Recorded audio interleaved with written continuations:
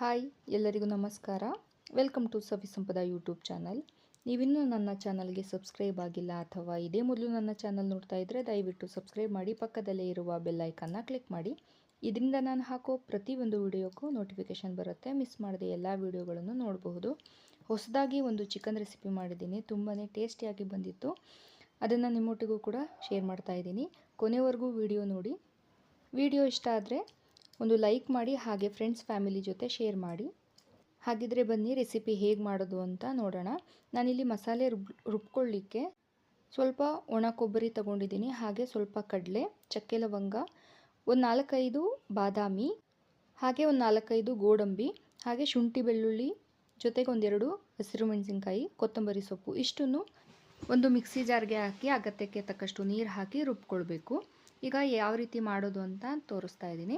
ಒಂದು ಬಾಣಲಿ ಇಟ್ಕೊಂಡಿದ್ದೀನಿ. ಬಾಣಲಿ ಬಿಸಿ ಇಟ್ಕೊಂಡು ಒಂದು 2-3 ಸ್ಪೂನಷ್ಟು ಎಣ್ಣೆ ಹಾಕ್ಕೊಳ್ತಾ ಇದ್ದೀನಿ. ಎಣ್ಣೆ ಬಿಸಿ ಆದಮೇಲೆ ಸಣ್ಣದಾಗಿ ಕಟ್ ಮಾಡ್ಕೊಂಡಿರೋವಂಥ ಒಂದು ಈರುಳ್ಳಿಯನ್ನು ಹಾಕ್ಕೊಳ್ತಾ ಇದ್ದೀನಿ. ಈರುಳ್ಳಿನ ಸ್ವಲ್ಪ ಟ್ರಾನ್ಸ್ಪರೆಂಟ್ ಆಗೋವರೆಗೂ ಫ್ರೈ ಮಾಡ್ಕೊಳ್ಬೇಕು. ಈರುಳ್ಳಿ ಬೇಗ ಫ್ರೈ ಆಗಬೇಕು ಅಂತ ಹೇಳಿದ್ರೆ ಸ್ವಲ್ಪ ಉಪ್ಪು ಹಾಕಿ ಫ್ರೈ ಮಾಡ್ಕೊಳ್ಳೋದ್ರಿಂದ ಬೇಗನೆ ಟ್ರಾನ್ಸ್ಪರೆಂಟ್ ಆಗುತ್ತೆ ಮತ್ತು ಬೇಗ ಫ್ರೈ ಆಗುತ್ತೆ.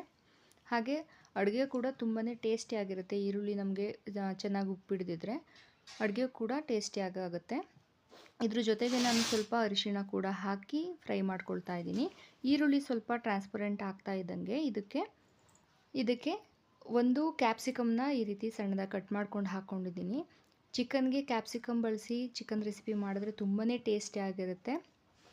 ಒಂದ್ಸರಿ ನೀವು ಕೂಡ ಚಿಕನ್ಗೆ ಈ ರೀತಿ ಕ್ಯಾಪ್ಸಿಕಮ್ ಹಾಕಿ ಮಾಡ್ಕೊಂಡು ತಿಂದು ನೋಡಿ, ತುಂಬಾ ಟೇಸ್ಟಿಯಾಗಿರುತ್ತೆ. ಆ ಕ್ಯಾಪ್ಸಿಕಮ್ ಫ್ಲೇವರ್ ನಿಮಗೆ ಗೊತ್ತಾಗುತ್ತೆ, ಒಂದು ಡಿಫ್ರೆನ್ಸ್ ಟೇಸ್ಟ್ನ ಕೊಡುತ್ತೆ. ಕ್ಯಾಪ್ಸಿಕಮ್ ಕೂಡ ಫ್ರೈ ಆದಮೇಲೆ ಇದಕ್ಕೆ ಸಣ್ಣದಾಗಿ ಕಟ್ ಮಾಡ್ಕೊಂಡಿರುವಂಥ 2 ಚೆನ್ನಾಗಿ ಹಣ್ಣಾಗಿರುವಂಥ ಟೊಮೊಟೊ ಹಾಕ್ಕೊಳ್ತಾ ಇದ್ದೀನಿ. ರುಬ್ಲಿಕ್ಕೆ ನಾನು ಟೊಮೊಟೊ ಬಳಸಿಲ್ಲ, ಈ ರೀತಿ ಒಗ್ಗರಣೆಗೆ ಬಳಸ್ಕೊಂಡಿದ್ದೀನಿ.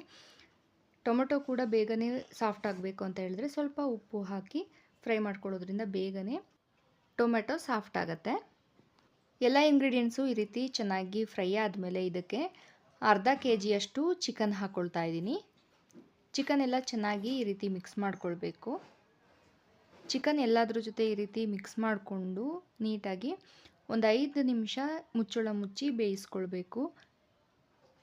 ಚಿಕನ್ನಲ್ಲಿರುವಂಥ ನೀರಿನ ಅಂಶ ಎಲ್ಲ ಸಪ್ರೇಟಾಗಿ ಚೆನ್ನಾಗಿ ಚಿಕನ್ ಬೇಯೋಕ್ಕೆ ಅನುಕೂಲ ಆಗುತ್ತೆ. ನೋಡಿ, ಈ ರೀತಿ ಆದಮೇಲೆ ಇದಕ್ಕೆ ನಾನು ಮೆಂತ್ಯ ಸೊಪ್ಪು ಹಾಕ್ಕೊಳ್ತಾ ಇದ್ದೀನಿ. ಸಣ್ಣದಾಗಿ ಹೆಚ್ಚಿಟ್ಕೊಂಡಿದ್ದೀನಿ, ಒಂದು ಹಿಡಿಯಷ್ಟೇ ಬಳಸಿದ್ದೀನಿ. ಚಿಕನ್ ರೆಸಿಪಿ ಜೊತೆಗೆ ನೀವು ಮೆಂತ್ಯ ಹಾಕೋದ್ರಿಂದ ಕೆಲವರಿಗೆ ಚಿಕನ್ ತಿಂದರೆ ಹೀಟ್ ಅಂತ ಹೇಳ್ತಿರಲ್ವ, ಅಂತ ಅವರಿಗೆ ನೀವು ಈ ರೀತಿ ಮೆಂತ್ಯ ಸೊಪ್ಪನ್ನು ಬಳಸಿ ಮಾಡ್ಕೊಳ್ಳೋದ್ರಿಂದ ಅಷ್ಟು ಹೀಟ್ ಅನಿಸಲ್ಲ. ಹಾಗೆ ಈಗ ಬೇಸಿಗೆ ಇರೋದ್ರಿಂದ ಚಿಕನ್ ಮಾಡ್ಕೊಳ್ಳುವಾಗ ಮೆಂತ್ಯ ಸೊಪ್ಪನ್ನು ಬಳಸಿ, ತುಂಬ ಹೀಟ್ ಆಗೋದಿಲ್ಲ.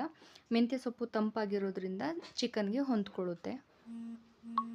ಟೇಸ್ಟ್ ಕೂಡ ತುಂಬಾ ಚೆನ್ನಾಗಾಗತ್ತೆ. ಈಗ ನಾನು ರುಬ್ಕೊಂಡಿದ್ನೆಲ್ಲ ಆ ಮಸಾಲೆ ಹಾಕ್ಕೊಳ್ತಾ ಇದ್ದೀನಿ.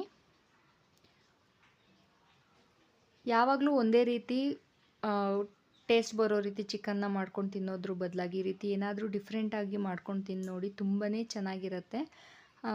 ಹಾಗೆ ಮಸಾಲೆ ಜೊತೆಗೆ 1 ಗ್ಲಾಸಷ್ಟು ನೀರು ಹಾಕ್ಕೊಂಡಿದ್ದೀನಿ. ನಾನಿಲ್ಲಿ ಗೋಡಂಬಿ ಮತ್ತು ಬಾದಾಮಿ ಹಾಕಿರೋದ್ರಿಂದ ಕ್ರೀಮ್ ರೀತಿ ಆಗುತ್ತೆ. ಸೊ ನಿಮಗೆ ಸ್ವಲ್ಪ ಗ್ರೇವಿ ಟೈಪ್ ಬೇಕು ಅಂತ ಹೇಳಿದರೆ ಸ್ವಲ್ಪ ನೀರನ್ನು 1 ಗ್ಲಾಸ್ ಅಥವಾ 1.5 ಗ್ಲಾಸ್ ಹಾಕ್ಕೊಂಡು ಕುದಿಸ್ಕೊಂಡ್ರೆ ಚೆನ್ನಾಗಿ ಕ್ರೀಮ್ ಥರ ಬರುತ್ತೆ. ಹಾಗೆ ಇದಕ್ಕೆ 1 ಸ್ಪೂನಷ್ಟು ಮಟನ್ ಮಸಾಲ, ಹಾಗೆ 1 ಸ್ಪೂನಷ್ಟು ಧನಿಯಾ ಪುಡಿ, 1 ಸ್ಪೂನಷ್ಟು ಚಿಲ್ಲಿ ಪೌಡರ್, ಹಾಗೆ ರುಚಿಗೆ ತಕ್ಕಷ್ಟು ಉಪ್ಪು ಹಾಕಿ ಮಿಕ್ಸ್ ಮಾಡ್ಕೊಳ್ತಾ ಇದ್ದೀನಿ. ಟೇಸ್ಟ್ ಅಂತೂ ತುಂಬಾ ಚೆನ್ನಾಗಿರುತ್ತೆ, ಹಾಗೆ ಮೈಲ್ಡ್ ಆಗಿರುತ್ತೆ. ನೀವು ಯಾವುದೇ ರೆಸ್ಟೋರೆಂಟಲ್ಲಿ ಹೋದರೂ ಕೂಡ ಈ ಥರ ಟೇಸ್ಟ್ ಸಿಗೋದಿಲ್ಲ, ಅಷ್ಟು ಚೆನ್ನಾಗಿರುತ್ತೆ. ಮನೆಯಲ್ಲೇ ನೀವು ರೆಸ್ಟೋರೆಂಟ್ ಫೀಲ್ ಮಾಡಬೇಕು ಅಂತ ಹೇಳಿದ್ರೆ ಈ ರೀತಿ ಮಾಡ್ಕೊಳ್ಳಿ.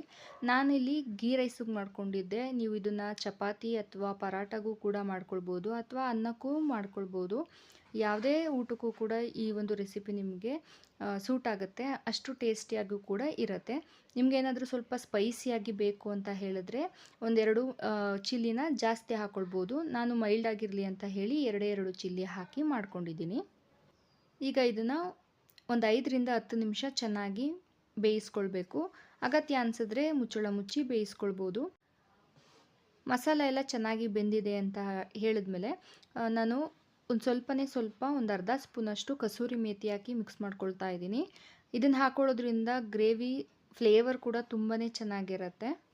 ಹಾಗೆ ಸ್ವಲ್ಪ ಸಣ್ಣದಾಗಿ ಕಟ್ ಮಾಡ್ಕೊಂಡಿರೋ ಕೊತ್ತಂಬರಿ ಸೊಪ್ಪನ್ನು ಕೂಡ ಹಾಕ್ಕೊಳ್ತಾ ಇದ್ದೀನಿ. ನೋಡಲಿಕ್ಕೆ ಕೂಡ ತುಂಬಾ ನ್ಯಾಚುರಲ್ ಕಲರ್, ಯಾವುದೇ ರೀತಿ ಕಲರ್ ಆ್ಯಡ್ ಮಾಡಿಲ್ಲ. ತುಂಬಾ ನ್ಯಾಚುರಲ್ ಆಗಿ ಟೇಸ್ಟ್ ಇರುತ್ತೆ. ಹಾಗೆ ನಾನಿಲ್ಲಿ ಕೊಬ್ಬರಿ ಬಳಸಿದ್ದೀನಿ. ನಿಮಗೆ ಕೊಬ್ಬರಿ ಇಲ್ಲ ಅಥವಾ ಬೇಡ ಅಂತ ಹೇಳಿದ್ರೆ ಹಸಿ ತೆಂಗಿನಕಾಯಿಯನ್ನು ಕೂಡ ಬಳಸಿ ಮಾಡ್ಕೊಳ್ಬೋದು. ನೋಡಿದ್ರಲ್ವ ಎಷ್ಟು ಚೆನ್ನಾಗಿ ಬೆಂದಿದೆ, ಎಣ್ಣೆ ಎಲ್ಲ ಸಪ್ರೇಟ್ ಆಗಿದೆ. ಟೇಸ್ಟು ಕೂಡ ಅಷ್ಟೇ ಚೆನ್ನಾಗಿರುತ್ತೆ. ನೀವು ಕೂಡ ಈ ರೀತಿ ಮನೆಯಲ್ಲಿ ಮಾಡ್ಕೊಂಡು ತಿಂದು ನೋಡಿ, ಹೇಗಿತ್ತು ಅಂತ ತಿಳಿಸಿ. ಈಗ ಎಲ್ಲ ಚೆನ್ನಾಗಿ ಬೆಂದ ಮೇಲೆ ನಾನು ಸ್ಟವ್ ಆಫ್ ಮಾಡ್ಕೊಳ್ತಾ ಇದ್ದೀನಿ. ನೋಡಿದ್ರಲ್ವ ಒಂದು ಡಿಫ್ರೆಂಟಾಗಿ ಇರುವಂಥ ಚಿಕನ್ ಗ್ರೇವಿ ಮಸಾಲೆ ಹೇಗೆ ಮಾಡಿದೆ ಅಂತ ಹೇಳಿಬಿಟ್ಟು. ಇಷ್ಟ ಆಯಿತು ಅಂತ ಭಾವಿಸ್ತೀನಿ. ಈ ವಿಡಿಯೋ ಇಷ್ಟ ಆಗಿದ್ದರೆ ದಯವಿಟ್ಟು ಲೈಕ್ ಮಾಡಿ, ಶೇರ್ ಮಾಡಿ, ಸಬ್ಸ್ಕ್ರೈಬ್ ಮಾಡಿ. Thanks for watching. ಮಿಸ್ ಮಾಡದೆ ಲೈಕ್ ಮಾಡಿ, ಶೇರ್ ಮಾಡಿ, ಸಬ್ಸ್ಕ್ರೈಬ್ ಮಾಡಿ. Thank you.